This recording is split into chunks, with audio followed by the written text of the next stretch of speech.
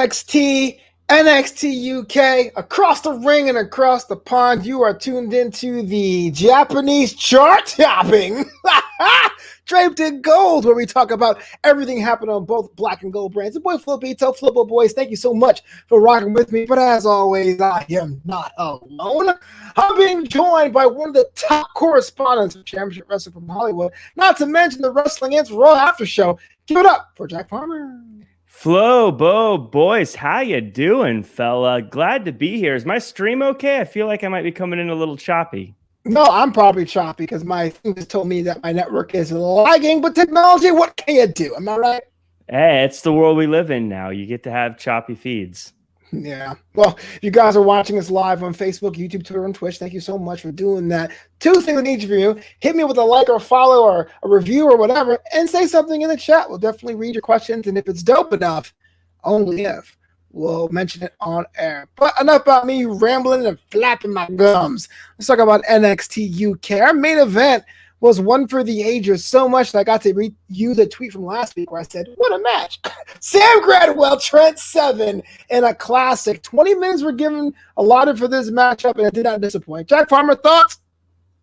First and foremost, I want to give a shout out to Sam Gradwell, shredded to the bone, clubbing this guy like a caveman, dominated a man that everyone says is the spine of NXT UK, and he bent him until he snapped the back of the brand.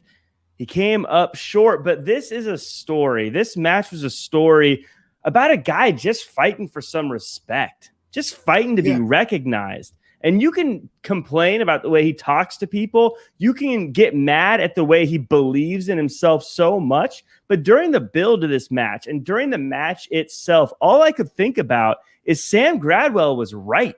Sam Gradwell deserves more respect. Did you see how good he was in that ring tonight? Did you see what he did to Trent Seven throughout this match? We should be putting some respect on his name. We should be treating him the same way we treat guys like Trent Seven. He lost today, but he deserves all the respect that he is demanding.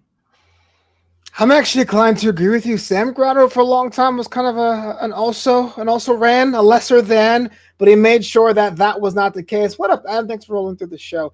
Like I mentioned on Twitter, I mean, look, we talk about people in NXT UK being tough. I feel like that's table stakes now. Toughness doesn't matter the division, doesn't matter the top of the hour or the bottom of the hour or gender or whatever. Everyone in UK is tough. But it says a lot to see so much meat being mangled into a mass of red as we saw today. And this, and I hate to say the word regular, but it's a typical week here in NXT UK. I got to ask you, since you like to be so critical of general managers like William Regal, if you were in Johnny Saint's shoes, there has to be some point where you say, all right, guys, dial it back. Jeez.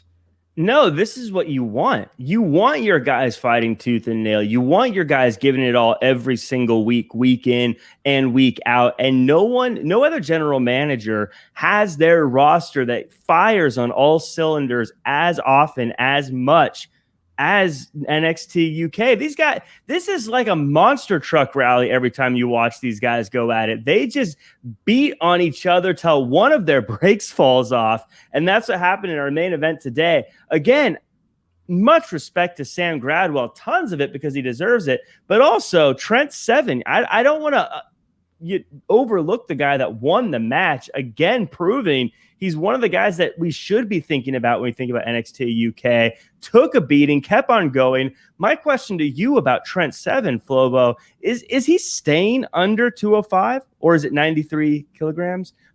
Is he staying there or did he just drop down and now he's going back to where he was? It says more and more often, much like what you want, that NXT UK is going to be at a catch weight, right? Jordan Devlin's coming back empty-handed. I'm not saying there won't be a cruiserweight spot for now, but that's kind of a less of a big deal on NXT UK. Open weight divisions are what we want. We want to see anybody and everyone could pile on. Why not? But speaking of piling on, one more question about this match. Dave Mastiff, he's like, well, how do you beat Sam Gradwell? Trent Seven just did it. If I was him, I'd be upset. Why don't we have Dave Mastiff toss it up with Trent Seven? Maybe, kind of. Well, right now, Mastiff is on the shelf. He got his nose busted open by Dragunov. So true. I don't know I have no idea what the time frame is for coming back from a broken nose. So it might be a little bit, but yeah, I'd be down for a Mastiff versus Trent Seven match.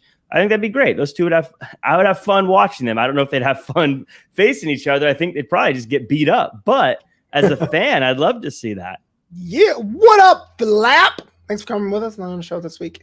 We got to move on to something that disgusts me, but makes you probably happy that Eddie Dennis was on this episode. Kenny Williams, not without a beard or without a beard this week.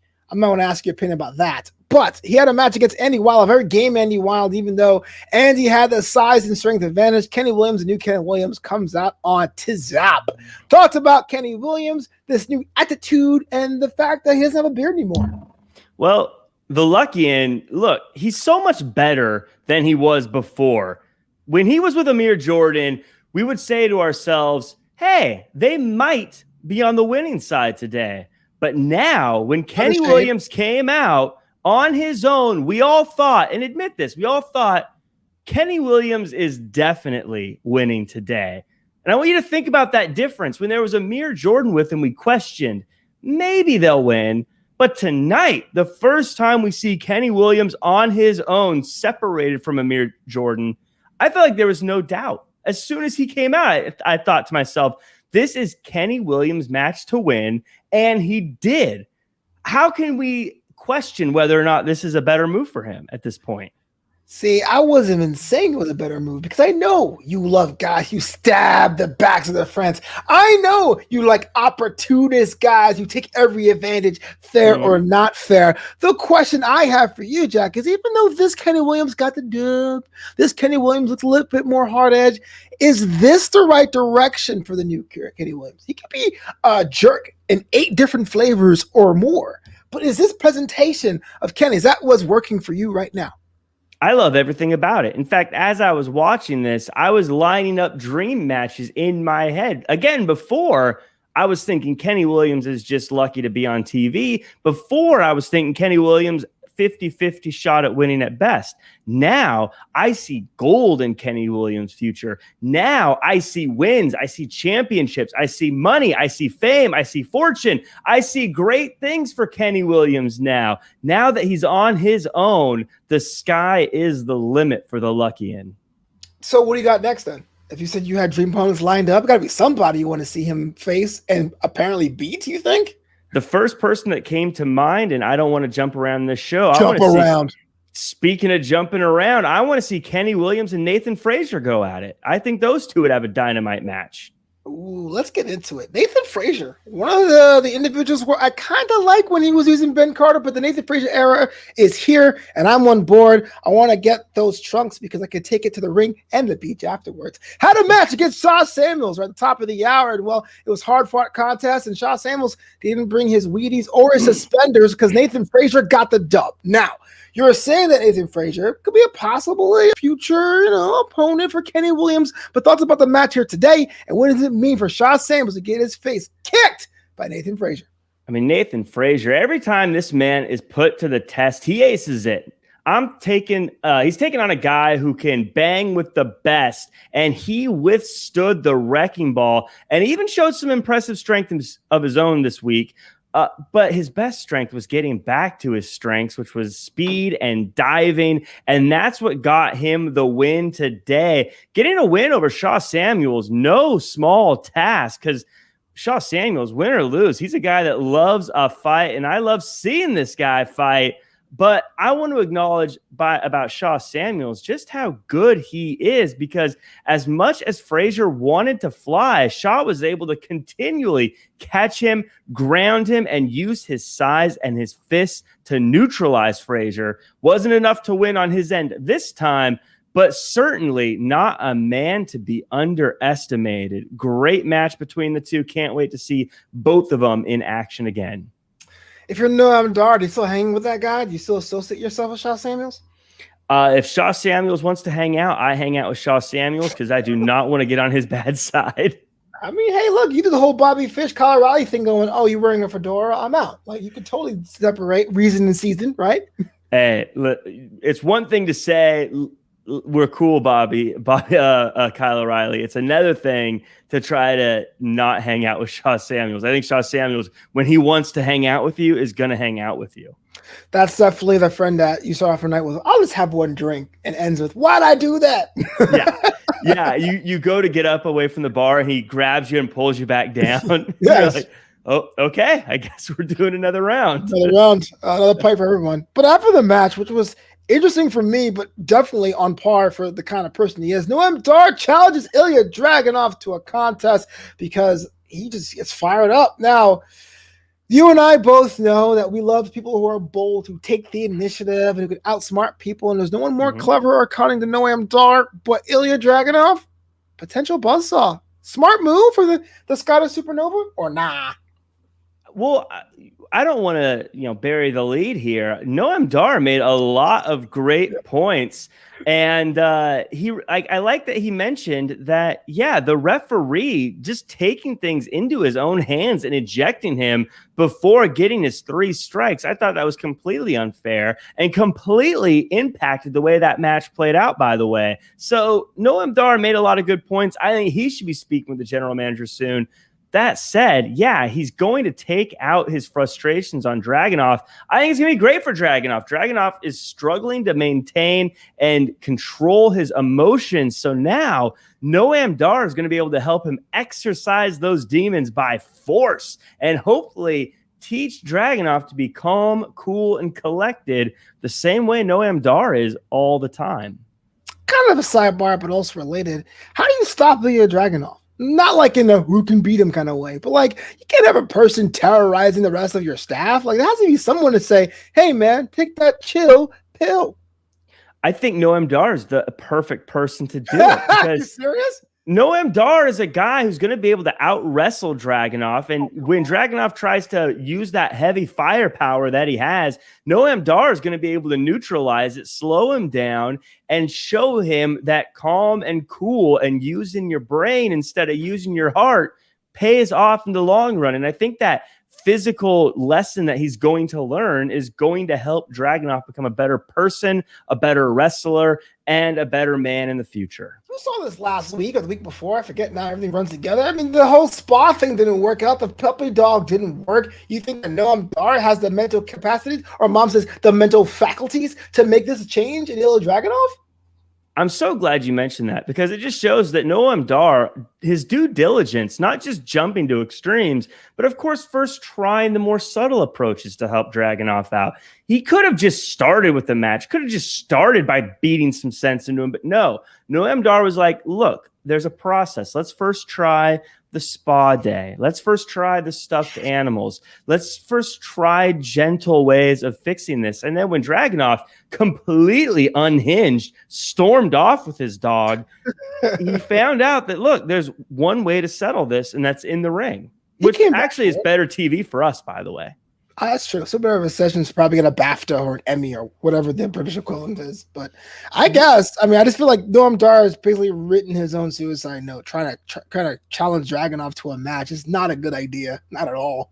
Well, between us, I would never get in the ring with a Dragunov. That guy's terrifying. But Noam Dar, he's a supernova. He'll be fine. He's not actually okay. Moving on. And Lamb in the chat, by the way, as you have up on the screen here, speedy recovery to Amir Jordan, who will be out of action for 6 months due to shoulder surgery. I didn't know he was injured. Yes, speedy recovery to Amir Jordan. Best wishes there. Yeah, loses his job and then has to get his shoulder surgery. It's tough cookies, man. But speaking of people doing their jobs backstage, look at your girl Jenny terrorizing the subculture duo of Denny Luna and Flash Morgan and Webster, with Joseph Condos back to one of these. Like the dog from Duck Hunt. Looks like these two are the collision course, Jack. I know who you got. Tell me why you do, though. The dog from Duck Hunt. What a great reference that everyone is probably too old to get and understand. Speaking of silver foxes, I saw your tweet. That's how you mathematically know you're old, Flobo, is by a Duck Hunt reference. Goodbye, see you next week. Here's when you look at we're talking about subculture versus high fashion, right? That's what this comes down to. Okay. Subculture, like high fashion, to know that's knowing what the future is. That's knowing what's going to be popular next. High fashion is understanding the way the world is going, the direction of society, and being able to predict that, trend set it, and be a tastemaker in that. Subculture is just giving up on how you look. Subculture is just giving up on trying to have any type of influence in the world and hiding in your own little corner because you don't fit in and you can't make a lane for yourself. Look at just the mindset of these two different groups here. The high fashion side of things, Jenny, Connors, they are trend setters. They are blazing trails. Subculture, they're wilting. They're hiding in their own little niches. That's the mental differences between the two. And that's why Connors and Ginny are going to win in any type of confrontation they have with these guys. I want to disagree with you so hard, but you have like 60 suits. So if anyone knows fashion, it's that guy. So I'm already beat. I can't even try. But speaking of fashion, what's up with Pretty Deadly, man, and those purse holsters? I had no idea those existed. Like there's no guns. They're just pouches, like a 1990s comic book Deadpool level. That's what it was. But yeah, what's up with that? Pretty Deadly, as always. Things are looking good for Pretty Deadly, showing us what James Bond would look like if he had long, luscious hair. I thought the little holsters were great. I thought their style was great. The way they were standing there, just looking like specimens of men in front of Jack Stars, making a good point. Jack Stars trying to get a tag team title shot when he doesn't even have a partner. Again, maybe if he wasn't hanging around Piper Niven so much and if he was actually trying to find actual partners. But did you notice? I'm not done yet. You notice they said matches get made by going to Johnny Saint first? That would never happen on NXT Prime. They would have just had the match because they don't have a general manager. But on NXT UK, they toe the line. They know who the boss is, and they do things the right way. Just a week ago, 2 weeks ago, Amel just destroyed Xia Brookside backstage and demanded a match and was granted. There wasn't a ask. There wasn't a request. It's someone that skirted the rules by actual violence. Jack went to a champion's face and go, I want to face you in a match like a man or an adult or however you want to interpret it. And now you're saying, well, he's got the protocols and paperwork and all that kind of contract signings. Which one is it, Jack?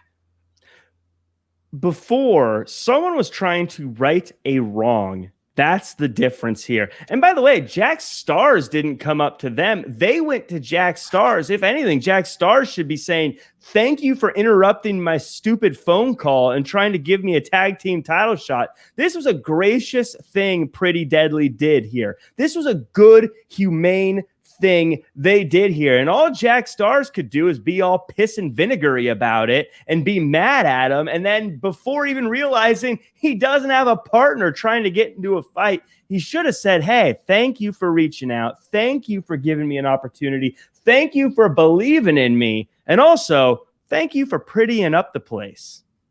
Then he should ask to see the side plates. Stop back, Jack.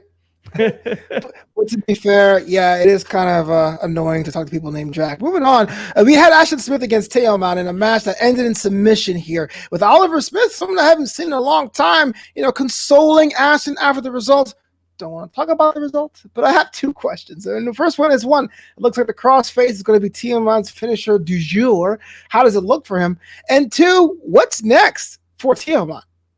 With Tian, I get Pete Dunne vibes from him. Really? Yeah, they both target a limb of some kind and just whatever, Lamb. I don't read your comments. Lamb says, because the workers on NXT UK are gentlemen, that's the difference. That's fair. But I was going to say about Tian and Pete Dunne, they find their limb or finger, and they just ruthlessly attack it in like the most disturbing of ways. Tian opting for the arms typically here, but that barbaric tenacity is the same, and it seems to be providing with the same level of success because he keeps winning here. And I think that he has to be lining up for a title shot because every time he wins, he puts his opponent on the shelf so he's not bogged down with a bunch of rematches for too long. Eventually, there's going to be no one left to challenge for titles. Tiamon's going to be the guy. I don't know how you argue with this strategy. I don't know, but if I probably would never become a wrestler, but if someone offered me a contract in UK where the backstage I could be attacked, there's Dragunov and Tiaman running around, and Gal's Boys are an actual gang, why would I sign? I'm going to be on the shelf regardless of what happens to me. Poor guy. Flobo, we're not tough enough to be light guys in NXT UK. Fair. As we saw with Noam Dar just being mean to the light guy, I would have my heart broken. I'd cry if I was talked to like that. I was going to move on to NXT Prime, but Lamb says this, and he goes, I feel bad for Ashton Smith. His career at NXT UK goes up and down since the start of the UK. So I got to say this. Ashton Smith is my favorite wrestler on the brand. Every time he gets out, I get hype, and I'm not just doing it to pander, because if I did, I would totally tag him. But I'm a big fan of Ashton Smith. In fact, on this show, when it started, which almost a year ago, if you can believe it, whatever happened in 2021, I said Ashton Smith's breakout year would be this year. He's strength, power, speed, has the look, definitely looks in line of what wrestling can be. It just hasn't been his time yet. I like him with Oliver Carter, but that has to be a complete idea. I like him as a solo singles competitor. It has to be a complete idea. I think, unlike other brands, there really has to be a decision what to do with Ashton Carter. And when I say what to do, it's up to him as well. I mean, if it's kind of like he comes out and he like hits people so hard and gets people talking, hey, I want to see more of him, great. If these tag team matches happen and the tandem offense is so great, you go, I want to see him with Oliver Carter more, great. But you're not going to get that response if you only see him once every 4 or 5 weeks. And that is my rant for the week. Just don't tag him because I don't want him to unfollow me, man. No, I mean, you know, I gotta say, I know he's your boy, so I always want to put him down because you like him. But this is the thing about Ashton Smith, is he has all the measurables that make him incredibly unique in NXT UK. He's big enough to throw around the smaller guys, and he's fast enough to outpace the bigger guys. And in NXT UK, there aren't a lot of people who can live in both worlds in that regard. And it's a strength that he can exploit going forward if he does get the opportunities. Because in NXT UK, you think about it, either everyone's really big, strong, wrecking balls of a guy, or they're smaller, faster guys. But he's right there in the middle, and there's not a lot of guys in NXT that have those physical measurables like that. And he's part of Beard Gang, but we got to move on because I can lament about Ashton Smith all day long. I'm telling you, man, it started hitting Larry. It worked for JBL. Just Jack, last thoughts about NXT UK before we head stateside. It was a great episode. I thought you were going to ask a question, so I was waiting. I thought you were going to follow up, but anyways.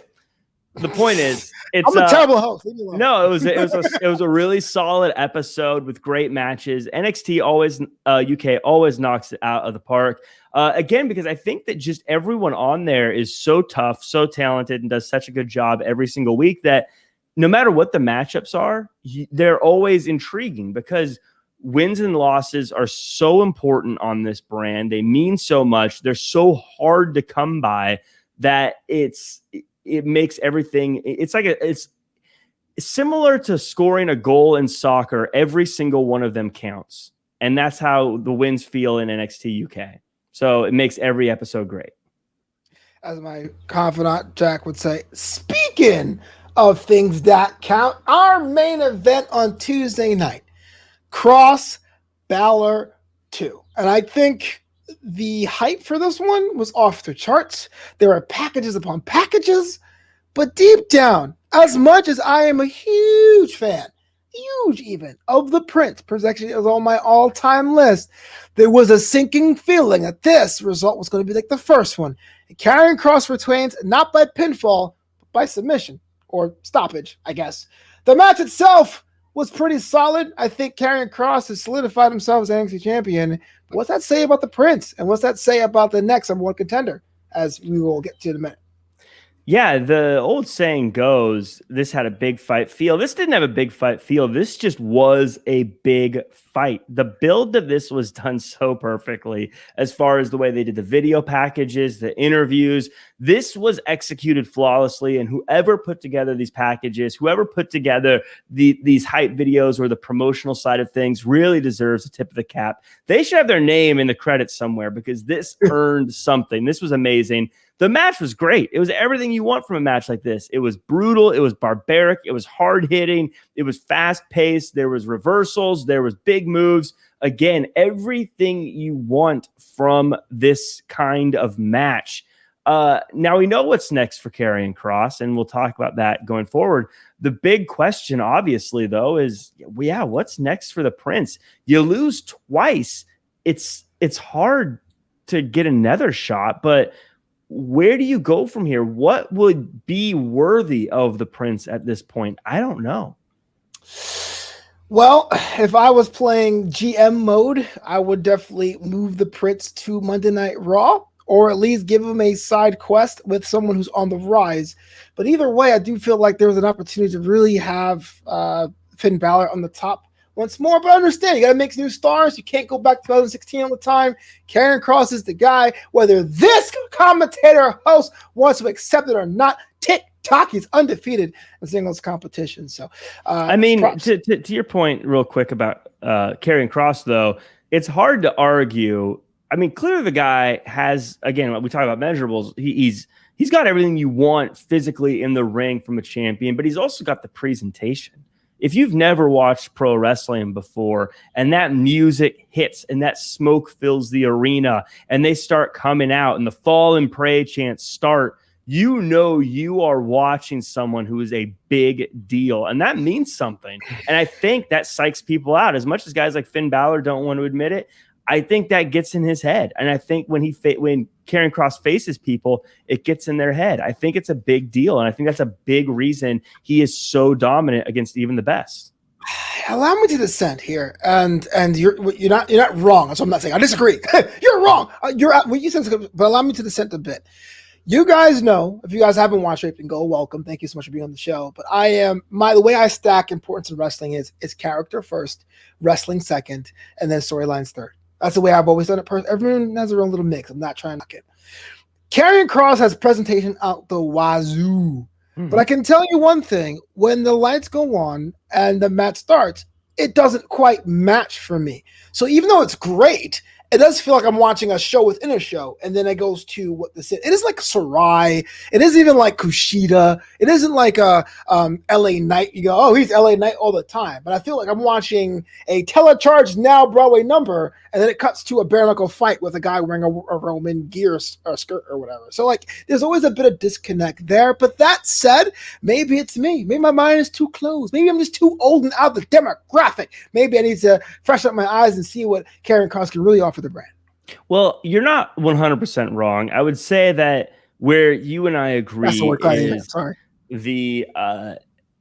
you and I agree is that when he's doing backstage stuff and he's in his leather jacket, for instance, it doesn't feel quite like the same guy walking out to the smoke and in the matches. They feel like two different characters. So I will give you that. It feels like, and maybe it's one of those things he just hypes himself up for the match. And so he's a bit different once he's in the ring. But you're right. When he's backstage and, like I said, wearing his leather jacket or driving his car, it doesn't quite feel like the same guy who's walking out to fall and pray wearing the gladiator stuff. Yeah. Maybe it'll come together. Maybe it'll make sense. Yeah. No, I but to make this a negative show. I'm just saying the match itself is pretty solid. No, I'm not. I mean, it's a fair point. It's something that I agree with completely. I do think there's a difference there, and maybe we just need the time. But yeah, he said it. TikTok. Okay. Lamb had a statement here. Speaking of LA Knight on WWE Espanol, he talked about his breakfast: 7 eggs mixed with ice berries or something. 7 eggs. So when I had a football career of 3 weeks, you go on a high protein diet. So you go on a high protein, high fat. The idea is to build the mass, but to be able to work on your fast twitch. So this is how you're able to, in a natural way, to keep your mass but not become a giant like bulky thing. So you're not doing as a diverse meal. So I can see 7 eggs, I can see a bunch of flaxseed, all that kind of thing. It's not that crazy. JJ Watt put his the football player, for those who don't know, put his entire menu for the past week, and he eats like enough for like 2.5 people. Like not even a bit. But we got to move on. We also saw the debut, the world premiere of Frankie Monet against Cora Jade. Now, Taya Valkyrie, formerly known as fantastic Frankie Monet. Not sure how it's similar or different, but the match was pretty awesome. Good to see what she's all about. Presley was probably watching ringside. Jack Farmer walked me through it. Thoughts about the match? So, the world premiere, Flobo, get it right, is the world premiere of Frankie Monet. And for me, this debut hit on all levels. I thought the music was phenomenal. I loved her wedding dress with bouquet flowers on the shoulder pads, entrance robe. I thought everything looked amazing. This is a perfect presentation, just like Karrion Kross. They have their presentation down for some of these people who are coming in now, so down to a science. It was great to see Cora Jade. Shout out Cora Jade, by the way. Another great talent that didn't get the win today, but she'll be making hay down the road, I think. So keep an eye on her. But this obviously was all about Frankie Monet. Great match. I didn't understand like the lucha stuff she was kind of screaming throughout the match. Buena loca. Yeah, which was cool. Like I get that from seeing her in the past, but I don't know how that it didn't feel like it really meshed with Frankie Monet. So that wasn't my next question. And I want to say, what up, Monj? Because Monj had said, will she make an impact, pun intended. So we all know this. I mean, look, Taya Valkyrie is a legend, a living legend. She's going to be Hall of Famer if there is a Hall of Fame for Hall of Faming, right? But my dissent was it seemed very much like Taya Valkyrie. So the Buena Loca stuff is her brand. I feel like that's a lot of things she gets to bring with her, much like how Jericho gets to bring the rock star per part of his character, no matter where he goes. But I wonder, is this truly Frankie? Or is there still some potential Frankiness we have not seen? So, I think it's fine to bring stuff from where you've been in the past. I think it's great. Why would you not stick with the stuff that got you there? And look, this is, it's the first day, so maybe we're not supposed to understand everything, but seeing her walking out, seeing her in her backstage segments as this movie star, glamorous, cover of magazines kind of person, now yelling things in Spanish seemed odd. It seemed very similar to a Karrion Kross, by the way, where one presentation and the other seemed different. Neither was bad. Neither was wrong. I just didn't understand how those two worlds live together. And again, that might be explained down the road a little bit. But if we're living in a vacuum and we're pretending that all I've ever seen is NXT, which is, I think, important to sort of present things that way, I don't understand where that part is coming from. So just for people who don't really follow like LA street slang, so like Wera is like to my knowledge, I mean, I'm not Hispanic, so please, I'm not saying as much. It's like almost like a Los Angeles based Spanish Mexican slang for a white blonde woman. And so she's saying she's white, but saying she's loca too. It's very Los Angeles, and maybe Los Angeles glam is the angle. But you're right, it does seem kind of like, who is she? Right. But if you're on the cover, if you're this magazine cover girl, if you're this movie star character, you're not also yelling LA Spanish. Right. Is what I don't get. Like, she looks like she should be wearing like the Chanel model or the, one of these types of people is what I'm getting. But in the ring, it's different. Again, both of them are great. It seems odd that you would be. I'm trying to remember the name of magazines are so passe, and I'm trying to remember what the old fashioned magazines would be that like high fashion, like I said, the Chanel cover girls or the Gucci cover girl kind of people would be. I can't imagine those people screaming, Wera Loca. I can't say it right, but you know what I mean. No, I can say it right. It's fine. So that's Adam in the chat. Vogue. Yeah, I can't imagine her on the cover of Vogue and then also acting that way. But again, maybe I just don't understand the full character yet. Maybe it'll be explained down the line. But that's my question now. I love I've watched her perform in other places a lot, so I know she's great and I know it'll work. Those are just the questions I'm asking now. It's funny you say questions, because the one segment I have the most questions about is a $1 million face-off between Cameron Grimes and the $1 million man Ted DiBiase. And I'm going to go through this about the questions I've had. Is okay. After that, I felt Cameron Grimes and Ted DiBiase had a double turn like Austin and Bret Hart at WrestleMania 13. LA Knight's getting involved, and he's kind of sort of siding with Ted DiBiase, or is Ted DiBiase playing everybody because he's a $1 million man? And really, he's at the point in his life where he's laughing at his own jokes. Jack, what? This was such a good segment. There were two things that I think surprisingly stole a show with a massive title match to end it all. This was one of the segments that sort of stole the show for me. One, the way we've all changed our feelings about Cameron Grimes. This is NXT listening to people, by the way. Everyone loved Cameron Grimes, no matter how many basketballs he tried to kick away, no matter how big of a jerk he tried to be with his money. We all loved him. And this was such a good way to basically say, you're allowed to love Cameron Grimes.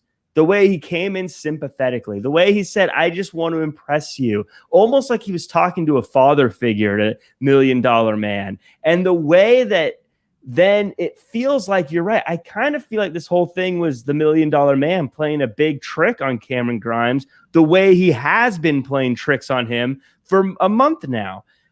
LA Knight, I think, is that perfect guy to come in and be that guy to team with Ted DiBiase. I think those two together, that prints money as well. This whole thing is being done so great. I cannot wait to see Cameron Grimes prove he can do it in the ring, because that was the other thing. I want to gush about this whole segment. I thought it was great. Gosh. For all of the fun, for all of the promos, and for all of the jokes, NXT did what is so important and what so many things get missed on with these kind of stories as they go. And you'll appreciate this. $1 Million Man said, for all this money you spend, for all the stuff you do, it's what you do in the ring. And they brought it all back to wrestling, which is the most important part of this.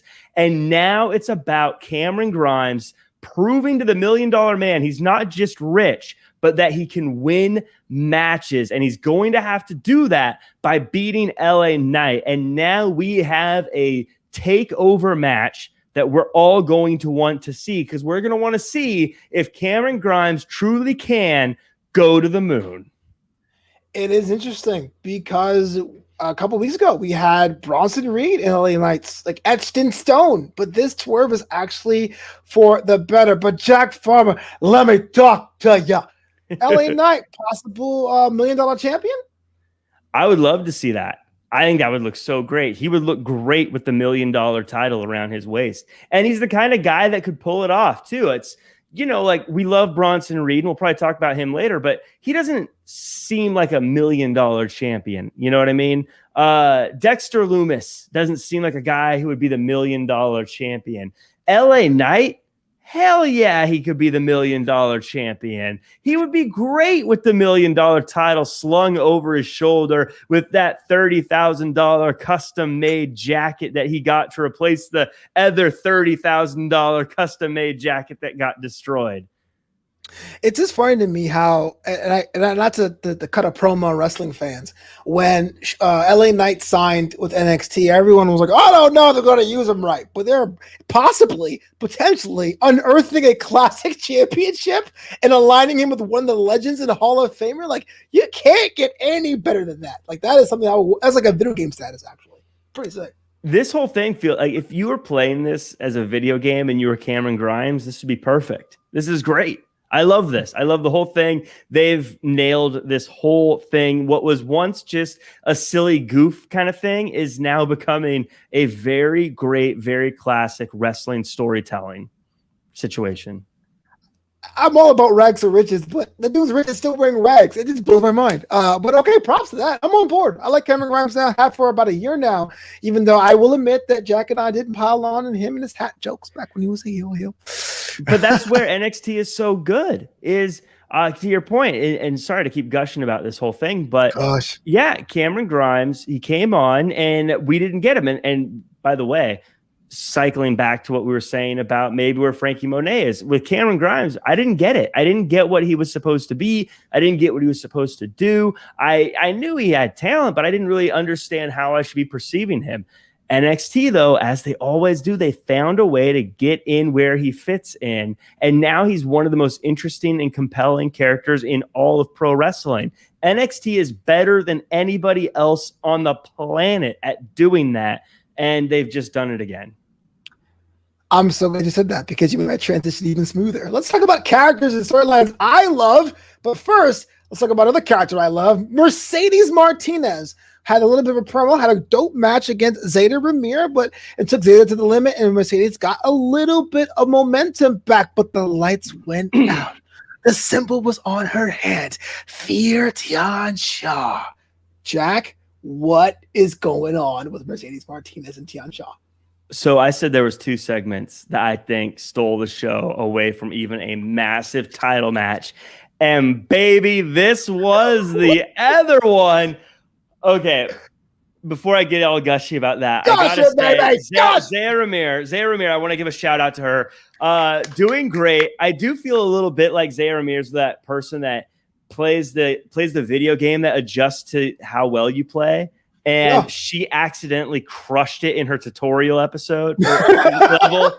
And so she got the win in the first one. So like, well, now we're going to raise the difficulty through the roof. Mercedes Martinez up next. So she's in there with some tough folks right now because she got a win in her first match, but she's still doing well. Still standing up for herself. Mercedes Martinez, though, still one of the most understated, intimidating entrances in the company. But Flobo, oh my God, when the lights went out and the music hit and everything turned red, this was done so well. Tian Shaw off TV, and we talked about this last week, just long enough for us to kind of forget about them. Just long enough for them to sort of get away from our conscious thought. And Mercedes Martinez just lost a title match, still super dangerous, making us think to ourselves, what could she do next if she's not going to have a title shot?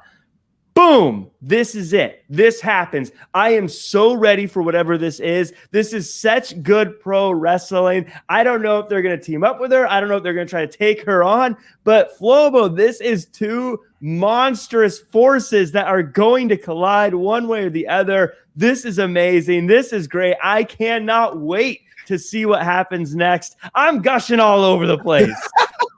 Shots from the crowd. Mon says, Juliet Retribution and Tian Shaw. Yeah, it seems like everybody wants to recruit Mercedes Martinez, and rightfully so. I mean, the fact he's from like Waterbury and they build it as Brass City CT is a really good sign.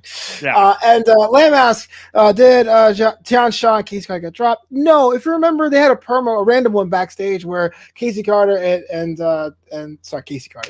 Casey Cat and Nazaro and Caden Carter was like, we're done with that. They're weird. We're moving on to the tag team divisions. And Smart. It was kind of weird. It was Smart. Quick. It was quick. Blink if you missed it, but that's what happened. But it did seem weird to me, though. Not weird, but it was Boa, the one that was doing the scouting, and not Xia Li. Was it just me, or did Boa look massive when he popped his head through the door? Looking like the Matrix, popped his head through, but he looked like he filled the entire door. I thought Boa was smaller than that, but he looked huge. I don't know why Bo's doing the hunting right now. Maybe that's what he does. He just finds the people now. He's like the Silver Surfer of NXT. He just, goes to the planet before Galactus shows up and eats it. It's a deep cut comic book talk. No, it's amazing. I was like impressed. I'm like, yeah, you're right. He did do that. So, in any case, I don't know, but I'm excited. I want to know. This is why it's great. This is the best. So many people will do things and they'll be like, yeah, they don't know though. So they're asking questions. You're like, no, I don't. I'm not asking questions. I just don't know. I don't get it. This, I feel like I get enough that now I want to know more. This is so fun. The thing I question I'm going to have, and I hope we get answers to it, is like, how do you break Mercedes Martinez? Like, because I understand for weeks and weeks, but like, how do you tell Mercedes we're going to rebuild you? I don't know. I'm like, my brain's going crazy. But I got to move on in the interest of time. Top of the card on Tuesday was actually returning Bobby Fish, the heart and soul of Undisputed Era, the match against Pete Dunne. It could have gone either way, but ultimately Ring Rust rules the day, and Pete Dunne got the win. Talk about the match real quick, Jack, and most importantly, with 3 members of Undisputed Era on the roster still, how did Bobby Fish fare on Tuesday night? Yeah, the new music, the new colors on the tights. I thought he really showed how solid he was in this match. Really taking it to Pete Dunne and wrestling him and fighting him. And I've always been a fan of Bobby Fish. He's always been like probably my favorite, I think we've said before, Undisputed Era guy. But today, he really showed he can wrestle with the best of them. He can fight with the best of them. He can out-tough it with the best of them. You're right. The ring rust got to him a bit. I don't think that was kind of what cost him. But the fact that he hung in there with Pete Dunne and really pushed Pete Dunne to a limit, I think shows just how good he is. In fact, he was so good, Lorcan had to come out and sort of watch his boy for a little bit. And then, of course, attacked him after the match. But Bobby Fish, I don't know what his ceiling is. I don't know where they plan on going with him, but I like when he's on TV. I want to see more of him. It was interesting to me, though. I really thought he would have got the win, but it makes sense that he does not. Does he try it at the time, or does he like have someone else? Does he go after only Lorcan now? Like, do you even try to get your retribution Pete Dunne, or you go, no, side quest, let me get Lorcan first? I think that's it. I think you side quest, and I think Lorcan versus Bobby Fish is a great rivalry. I think that'd be fun to see those two guys go at it. Is it Tian Shaw and Mercedes Martinez? No, but nothing is. But at the same time, it's one of those matches. Yeah, I want to see those two guys go at it, and they're going to have a great match. It's going to be, those two are going to have a great wrestling fans wrestling match, if that makes sense. And we're going to love it. I will say that, and I said it for about a year, though. Roll the tape that Bobby Fish is my favorite Undisputed Era guy. But, Jack Farmer, is that time for, got some quick questions, man. I really want you to answer them. Let me know what you're thinking. Okay. Ready? Yeah, let's do it. On a scale of 1 to 10, how cringe was that Ciampa Thatcher promo? Yeah, they're unhappy. I get it. It's interesting. Yeah, I don't know. For some reason, for me, these two, it's not really clicking. And it's weird because it feels like they should click, but they're just not. For me, anyways. And I'm kind of with you. I don't know why. I don't have any suggestions, but yeah, I have one. I think it's because they both feel like they're guys who don't want friends, yet they're trying to be friends with each other. So I have one suggestion. If I'm doing a promo with you, Jack, and you stand up and leave the room, follow. I'll be like, yeah. Anyway, he's back. I was like, bro, what are you doing? Yeah. Not to bury the guy. Next question here. Bronson Reed and Santos Escobar get into it, and well, there are plenty of ways to describe it, but can you describe what you're thinking in 1 word or less? No. So what are you thinking, Jack? I thought this segment, if it was done any other week, would have been the best segment of the show. I mean, unfortunately, they had Cameron Grimes, Ted DiBiase, Mercedes Martinez, and Tian Shaw, but this was fun. I love that they talked about whether or not Canada counts as part of North America, and they made fun of the accents and things like that. This was a great, fun promo that also really, to me, like we've already invested in Bronson Reed at this point at being the North American champion, but this made me believe that Santos Escobar is in that category as well, as far as being an entertaining character on the microphone. And the way he talked before about how he wasn't born to be a part of this business. He was born for to own the business, basically. And I think that, again, going back to his whole thing being about legacy and history and things like that, this was a really well done promo. Hit Row had a promo. Nada. Thoughts about them as a group? Are they coming together for you? They're the best thing going right now. I love them. First off, they get all my respect because they made a joke about Kushida being from Back to the Future. So I loved that. But this is what makes Hit Row special as a team. Every single member talks Every single member has a role. Every single member brings value to the team. Clearly, Swerve is the leader. Clearly, Swerve is the main guy, but everyone else gets time. And like, I love Santos Escobar. I love Legado del Fantasma, but Santos is really the only one that does the talking for them. Hit Row, everyone talks. You know, you look at Imperium. I love Imperium, but Walter's really the only guy that does the talking. Again, Hit Row, everyone talks.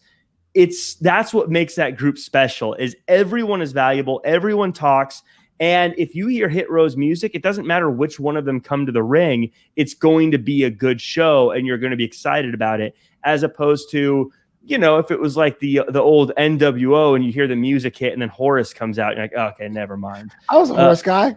Scott Norton, Horace. You would be. I totally would be. True or not, or true or false, Pete Dunne is officially the baddest man at NXT. And if not, who?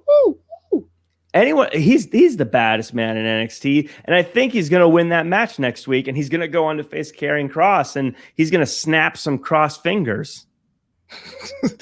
Dakota Kai and Raquel Gonzalez lost another tag team match. Do they stay together or they go their separate ways? If you're Dakota Kai, you don't ever leave the side of Raquel Gonzalez. Raquel Gonzalez, you see what happens whenever someone tries to get in her way, she destroys them. Right now, Dakota Kai has seen firsthand what happens to someone who tries to take on Raquel Gonzalez. I think Dakota Kai is finding that she is very happy in the Arn Anderson role. Look, it's nice living next to the big star like Ric Flair. You know, Arn Anderson had a fantastic career because he was right next to Ric Flair the whole time. I mean, Arn Anderson's great too. I'm not taking anything away from him. I'm just saying, you know, he didn't turn on Ric Flair because he knew how good he had it. I think Dakota Kai knows how good she has it with Raquel Gonzalez. And you can say Shotzi and Ember won that match, but you look at the aftermath and you have to ask, did they win? Mercedes Martinez has an uncanny ability to say the most with the least amount of promo time. True or false? I haven't thought about it, but that's a good point. Probably, yeah. Okay. Walter screaming at Imperium with distorted audio made me laugh. Zoom calls, am I right? Imperium back in the tag team hunt or nah? They never left the tag team hunt. They're Imperium. They are always in the hunt, unless they're the champs. Indy Hartwell and Dexter Loomis took a swerve this week. Has somebody ever made a shrine to your love, Jack? Oh, I'm sure plenty of times. that got shrines all over the globe, baby. That's impressive and creepy at the same time. And finally, have you seen an episode of Ever Rise Live? And if so, thoughts about the program? Are you taking a swing at Ever Rise? No, I love the show. I please don't tag it. Please don't tag them. Please don't tag them.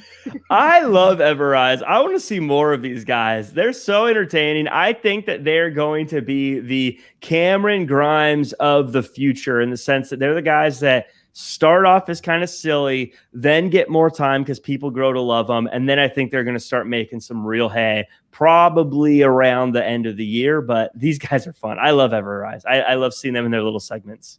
It is interesting that even a team that doesn't win often can find a way to make themselves.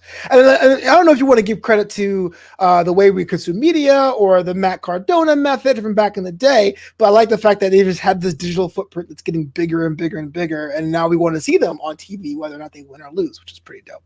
Yeah. But that's almost the time we have for this week. But before we get out of here, you know the deal, Jack. It's time for the MVP of NXT. That's someone on either show, NXT or NXT UK, that really stuck out for you, that really made you go, damn. Who you got this week? You're going to hate this, but I got to give it to Karrion Kross. I mean, you win in a main event to retain the NXT title against one of the best to do the damn thing. You have to be the number one of the week. I don't know how I can mathematically give it to anybody else after that match against who he beat, what the stakes were at the main event. It's got to be Karrion Kross. I see. I disagree with that for a lot of reasons. One, because I'm a hater of Karrion Kross, but two, more importantly, you had the main event hype for about 2 weeks. It was your responsibility to deliver. If you didn't deliver, that would be the dud of the week. That sounds like something that we'd have in the lead of the week, which is a whole different show altogether. Check it out on the Jack Farmer channel on YouTube, y'all. For me, though, the segment I didn't see coming, and therefore I appreciate it, has to be Mercedes Martinez. Here's somebody I liked. I didn't think she got the fair shake in her title match, even though she came on the wrong end. Had a decent match, but then gets scouted by one of the most unique and hottest storylines that are bubbling under the surface for close to a year. I'm on board, man. I want to see the next chapter. It's almost good enough. She comes out looking like she's part of a warring clan, and now she might get inducted to one other clan. Mercedes Martinez all day. Brass titty, say tay. Yeah, I love it. I mean, she was in contention for my pick of the week, so I'm for. Are we sure that she's being recruited though? Well, or are they targeting?